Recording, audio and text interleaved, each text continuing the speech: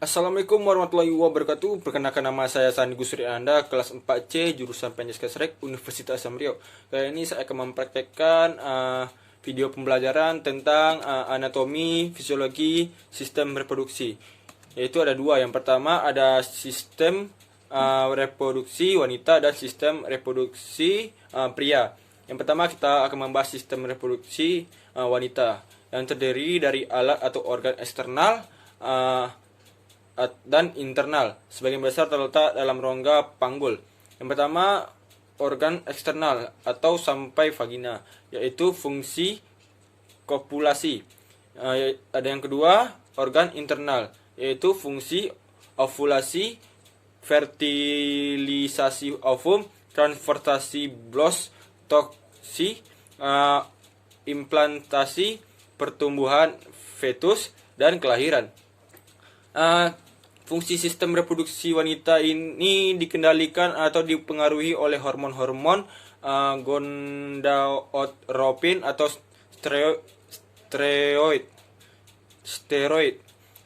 dari poros hormonal talamus, hipotalamus, hipofisis, adrenal atau sampai ovarium. Selain itu terdapat organ atau sistem ekstragonat atau ekstragenital yang juga dipengaruhi oleh siklus reproduksi, yaitu payudara, kulit daerah tertentu, pigmen, dan sebagainya atau sebagian lainnya. Kita akan bahas pertama tentang genitalia eksternal, yaitu ada vulva, mons pubis atau mons veneris, labia majora, labia minora, klitoris, vestibulum, introitus atau orificum, vagina. Yang ke-8 ada vagina dan yang 9 ada perineum. Yang kedua, genitalia internal. Ada uterus atau rahim, salpin atau tuba fallopi, ovarium, dan vagina. Yang uterus atau rahim, dinding rahim terdiri 3 lapisan. Yang pertama, lapisan serosa atau lapisan peritoneum di luar. Yang kedua, lapisan otot, lapisan myometerium di tengah. Yang ketiga, lapisan mukosa atau endometrium di dalam. Fungsi utama uterus atau rahim ini, yang pertama, setiap bulan berfungsi dalam pengeluaran darah haid dengan adanya perubahan dan pelepasan dari endometrium. Yang kedua, tempat janin tumbuh dan berkembang. Yang ketiga, tempat melekatnya plasenta. Yang keempat, pada kehamilan, persalinan dan nifas mengadakan kontraksi untuk lancarnya persalinan dan kembalinya uterus pada saat involusi. Yang kedua, salping atau tuba fallopi ini berpasangan di tuba kiri atau sampai kanan, panjangnya sekitar 8 sampai 14 cm, yang berfungsi sebagai jalan transportasi ovum dari ovarium sampai vakum uteri. Dinding tuba ini terdiri 3 lapisan, yaitu serosa, mokular, dan mukosa dengan epitel bersila. Terdiri dari par interstitialis, par systemica, par ampullaris, setapar infundibulum, dan fimbria. Dengan karakteristik silia dan ketebalan dinding yang berbeda-beda pada setiap bagiannya. Yang ketiga, kita bahas ovarium. Ovarium berfungsi dalam pembentukan dan pematangan folikel menjadi ovum atau dari sel epitel germinal primordial di lapisan terluar epitel ovarium di konteks.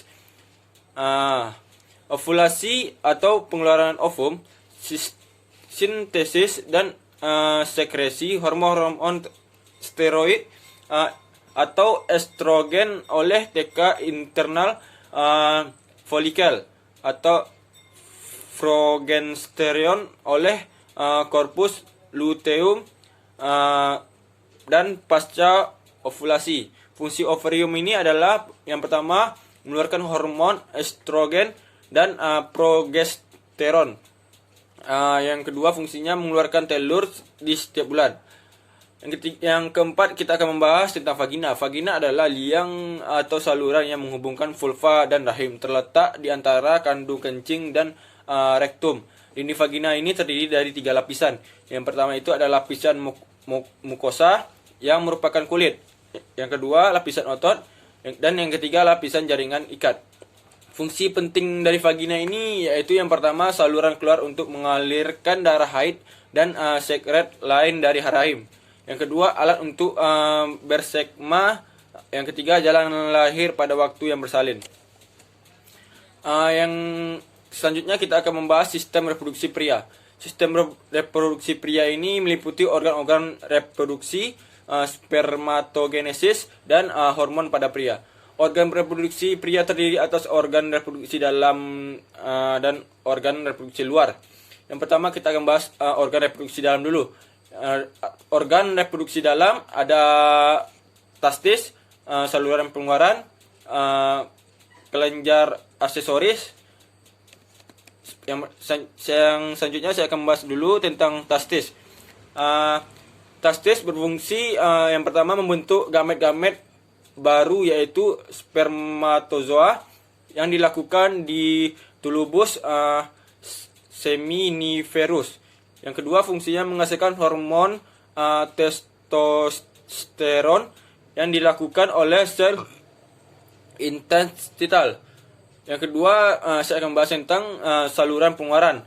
Saluran pengeluaran pada organ reproduksi dalam pria terdiri dari epididymis, van deferens, saluran ejakulasi, dan uretra. Yang pertama ada epididymis. Epididymis merupakan salah satu berkelok-kelok di dalam skrotum yang keluar dari testis. Epididymis berjumlah sepasang sebelah kanan dan sebelah kiri. Epididymis berfungsi sebagai tempat penyimpanan sementara sperma sampai sperma menjadi matang dan bergerak menuju van deferens. Van deferens atau saluran sperma atau disebut dengan ductus deferens merupakan salah satu saluran lurus yang mengarah ke atas dan merupakan lanjutan dari epididymis dengan panjang sekitar 45 cm yang dimulai dari ujung bawah epididymis kemudian naik sepanjang aspek posterior testis. Yang ketiga, ejakulasi. Saluran ejakulasi merupakan saluran pendek yang berhubungan kantung semen dengan uretra. Saluran ini berfungsi untuk mengeluarkan sperma agar masuk ke dalam uretra. Yang keempat, uretra. Uretra merupakan saluran akhir reproduksi yang terdapat di dalam penis. Uretra berfungsi sebagai saluran kelamin yang berasal dari kantung semen dan saluran untuk membuang urin dari kantung kemih. Yang ketiga, saya akan membahas tentang kelenjar aksesoris. Selama sperma melalui saluran pengeluaran, terjadinya penambahan berbagai getah kelamin yang dihasilkan oleh kelenjar aksesoris. Getah-getah ini berfungsi untuk mempertahankan kelangsungan hidup dan mempergerakkan sperma. Kelenjar aksesoris ini merupakan kelenjar kelamin yang terdiri dari vesicula seminalis, kelenjar prostat, dan kelenjar Cooper. Yang kedua ada organ reproduksi luar. Organ reproduksi luar terdiri dari penis dan skrotum. Penis terdiri dari 3 bagian akar batang dan gelas penis yang membesar yang banyak mengandung ujung-ujung saraf sensorik. Penis terdiri dari 3 rongga yang berisi jaringan spons. 2 rongga yang terletak di bagian atas merupakan jaringan spons corpus cavernosa. 1 rongga lagi berada di bagian bawah yang berupa jaringan spons corpus spongiosum yang membungkus uretra. Uretra pada penis dikelilingi oleh jaringan erektil yang rongga-rongganya banyak mengandung pembuluh darah dan ujung-ujung saraf peresa. Yaitu ada kulit penis. Yang pertama, kulit penis tipis dan tidak berambut kecuali di dekat akar rongga. Preposium. atau kulum adalah lipatan sirkular kulit longgar yang merentang menutupi glans penis kecuali jika diangkat melalui sirkumsisi. Corona adalah ujung proksimal glans penis. Yang kedua, badan penis dibentuk dari 3 massa jaringan erektil silindris, 2 korpus cavernosum spongiosum ventral di sekitar uretra, yang dibagi menjadi 2 lagi. Yang pertama itu ada jaringan erektil, adalah jaringan-jaringan yang darah irreguler atau venusa sinusoid yang diperdarai oleh arterior aferen dan kapiler, di drainase oleh venula, dan dikelilingi jaringan ikat rapat yang disebut dengan tunika albuginea. Yang kedua pembagiannya yaitu corpus cavernosum dikelilingi oleh jaringan ikat rapat disebut dengan tunika albuginea. Yang ketiga, mekanisme reaksi penis. Reaksi adalah salah satu fungsi vaskular corpus cavernosum di bawah, mengendalikan yang disebut dengan SSO. Yang B, sacrum. Sacrum adalah kantong longgar yang tersusun dari kulit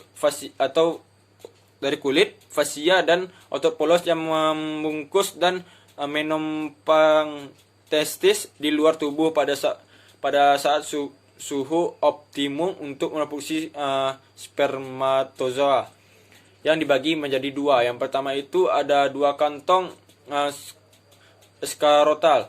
Setiap skarotal berisi 1 testis tunggal dipisahkan oleh septum internal. Yang kedua, otot dartos adalah lapisan serabut dalam fascia dasar yang berkontraksi untuk membentuk kerutan pada kulit skrotal sebagai respon terhadap udara dingin atau eksitas seksual. Segitulah penjelasan dari saya tentang sistem reproduksi pria dan wanita dalam anatomi fisiologi sistem reproduksi. Apabila ada salah, saya mohon maaf. Saya akhiri dengan Assalamualaikum warahmatullahi wabarakatuh.